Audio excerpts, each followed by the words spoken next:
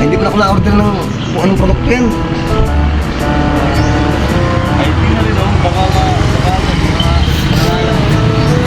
Boss, parang diwali talaga umorder yun. Kahit makalaki ba ito talaga nito? 1.6? Saan mo ka pa kamutin ng 1.6?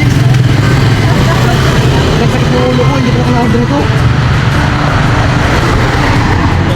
pangalan niya talaga yun. Paano hindi pwedeng uli ito? Ayan, boss. Sige, pa. Abayaran ko.